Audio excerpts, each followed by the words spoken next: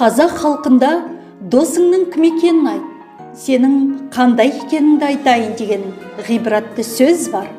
Сол қағидаға сүйенсек, біздің мақтана көрсетер досымыз атына заты сай, нұр десе нұр, гүл десе гүл, нұрлы гүл Сапақ қызы.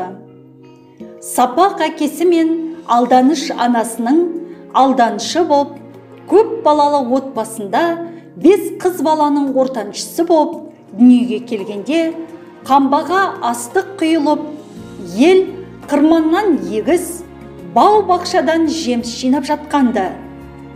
Міне, біздің құрбымыз тумысынан осындай несібемен, жақсылықпен жаратылған. Жалаңтөс баһадүр, Әйтеке биі бар, текті Төртқара елінен шыққан, шежіренің сырын ұққан білімді қыз тарихшы болмағанда қайтеді. Тамыры терең тарих пен мамандығын ұштастырған Нұрлыгүл Сапақ қызы, тарих ғылымдарының кандидаты, Құдайберген Жұбанов атындағы университеттің жауапты қызметтерінің барлығын абыройлы атқарып келеді. Декан орынбасары қызметін атқарды, кафедра меңгерушісі, қазір кафедра оқытушысы. Ғылым жолындағы даналығы, білім жолындағы адалдығы қандай болса, досқа жанашырлығы, бауырға болсын деп тұратын адамдығы, студенттерге қамқорлығы да сондай ерекше.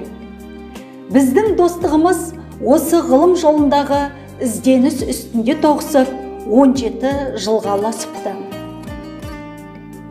Талғамы биік, жайдары жүзді жан құрбым, бар жақсылықты ұсынсын саған тағдырың. Адамдығыңмен, адалдығыңмен қымбатсың, қуанышқа толы болсын жай күнің. Елге адал қызмет еткен ғалым қыз, жаңа қадамыңа тілекшіміз бәріміз.